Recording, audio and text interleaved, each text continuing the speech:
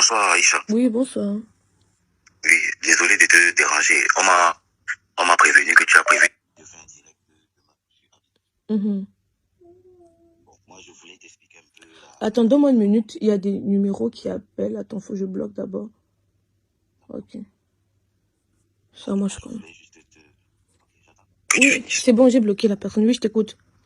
D'accord. Je disais que moi je voulais juste expliquer la vraie version. Mhm. Parce que bon, moi je suis un producteur quand même assez discret. C'est la première fois qu'on me voit même sur les réseaux. Mhm. Ce qui se passe, c'est que bon, j'ai signé le petit là il y a 1 an. Mhm. Je l'ai trouvé dans un état de drogue. Mhm. Bon, comme tout producteur, avant de signer quelque chose, tu fais un contrat, tu proposes. Et si les deux parties sont d'accord, ils signent en avance. Mhm. Maintenant, je me rends compte que le petit est dans la drogue, vraiment abusé. Tu vois d'abord son état physique et tout ça. Chose que je ne connaissais pas. Quand je l'ai vu, on m'a dit qu'il sortait de Jameau d'abord, premièrement. Et j'ai demandé à ses oncles, oui. Moi, je savais pas. J'ai demandé à ses oncles, on m'a dit que non, ça va aller et tout. C'est juste que comme ça. Et les affaires de drogue, là, moi-même, je ne connaissais pas vraiment ça. Maintenant, il peut te raconter toute la vie parce que j'ai vécu ça pendant 1 an, je connais, j'ai parlé avec les médecins. Donc, le petit, je me rends compte qu'il ne peut pas bien travailler. Il n'arrive pas à faire une interview, il n'arrive pas à respecter même les consignes du label, on ne peut pas faire de stratégie de com, il n'y a rien. Tout ce qu'il connaît faire, c'est je suis l'artiste. Non, je connais déjà fait, il est insolent, arrogant, tout ça. Tout le projet que j'avais commence à tomber à l'eau. Mais comme c'est quelqu'un que je connais, il est dans mon quartier, il est dans mon quartier, je connais sa famille, bon, on le gère en petit frère.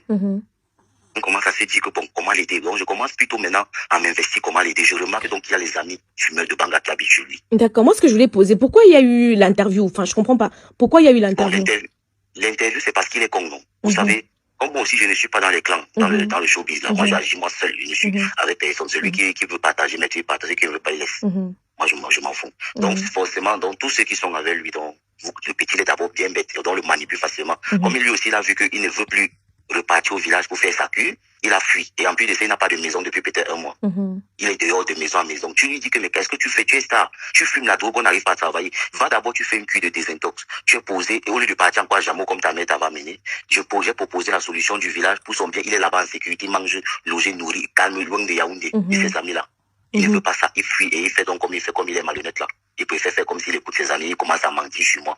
Donc, l'interview, donc, sûrement, tu connais les journalistes. On l'a piégé, on a vu que voilà une histoire de buzz. Ils sont venus, ils ont commencé ils avaient déjà interviewé le petit. J'appelle donc mon avocat. Parce que moi, j'ai déposé plainte. Il y a tellement une longue histoire sur cet enfant. Donc, moi, j'ai déposé plainte. Maintenant, le journaliste m'appelle.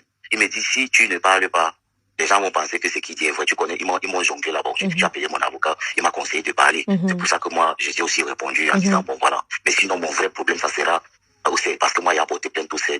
Et j'attends, parce que tout ce qu'il dit dedans, il ment. Je l'ai jamais séquestré. Ce que j'ai fait, c'est que, pour écarter ses amis, j'ai d'abord commencé par porter plainte à la gendarmerie. J'explique que Mais mon père, tu sais qu'il n'est pas dans ses états normaux.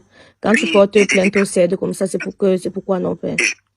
Non, c'est que quand elle porte plainte, c'est que je vis depuis 1 an. Sa mère me connaît, veut t'envoyer les voices, non. Mais est-ce que sa mère me supplie maintenant que je laisse? Parce qu'elle connaît que même là où il était, parce que tout le monde, les gens ne savent pas. Depuis 2 ans, sa mère a d'abord le mal de ceux qui travaillent avec lui. Il veut pas seulement prononcer le nom.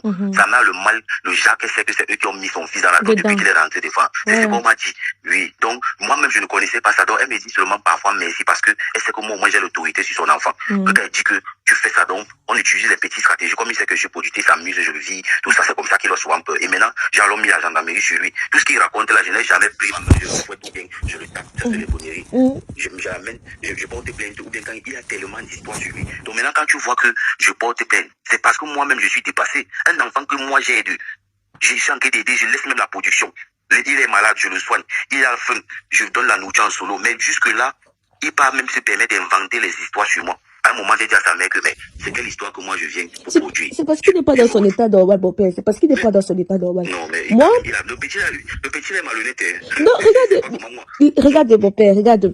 Tu sais, la dépendance déjà, moi j'ai eu vent de cette histoire quand il était en France. Quand il était en France, les gens m'ont dit... Je n'étais même pas avec lui. Oui, tu n'étais pas encore avec lui, tu étais avec son ancien manager. Moi j'ai eu vent de l'histoire quand il était en France. Les gens m'ont dit, gars, on a vu le petit là, et tout. Bon, tu sais, c'est pas tout que moi je dis. Tu vois un peu, c'est pas, je peux pas venir comme ça là, me mettre à dire directement sur internet. Il y a beaucoup de choses que je sais que je ne parle pas parce que c'est pas à moi de venir dire, tu vois. Même si moi, ma rubrique sur le Congo, ça, je tamise souvent certaines informations. Moi, j'ai dit, bon, pour aider ce petit, qu'est-ce que je peux faire? Je peux tout simplement tirer la sonnette d'alarme en disant, ah, faites attention petit. Moi, ce qu'on me dit déjà qu'il est dedans ici, là, en France, là. Après, quand il est rentré au Cameroun, il a chuté. Quand il a chuté, il a failli mourir, hein. C'est là qu'on l'a mené à Jameau. Quand on l'a amené à Jamo maintenant, il a suivi sa cure.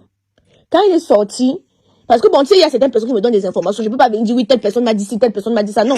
Règle numéro 1 dans le Congo, ça, généralement, c'est ne jamais révéler sa source. À partir du moment où je vérifie que cette histoire est vraie, je ne divulgue pas la source, parce que sinon, demain, ils vont pas venir me donner des informations, tu vois un peu.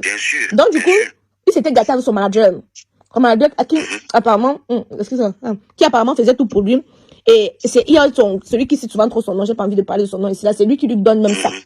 C'est lui qui lui donne les trucs durs là. Parce que la boisson, la drogue, il la consomme, la poudre, il consomme de ces choses que c'est pas possible. Il dit qu'il devient, il fuite. Il dit que si tu vis avec lui, il fuite. Donc il y a des fois, on m'appelle à 3 h du matin qu'il a baissé son caleçon, monté ses fesses. Mais je dis que je vis de ces choses. Donc, vraiment, il était passé, j'ai jamais vécu ça de ma vie. Il dit qu'à 3 h. Bensikina, aïla, aïla, Bensikina, Bensikina, aïla, aïla. Maintenant nous tambalons, tambalons, tambalons.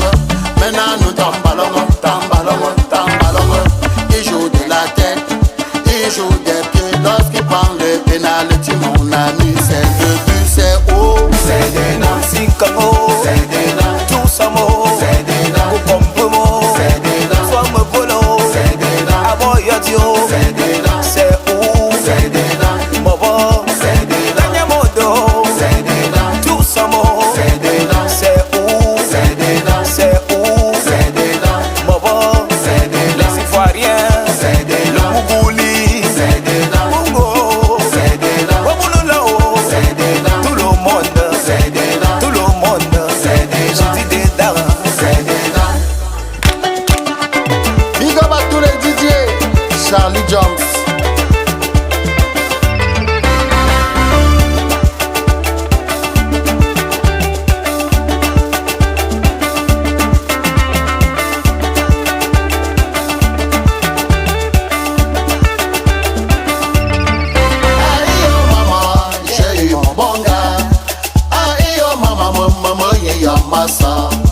Aïe oh maman, j'ai trouvé mon chocolaté.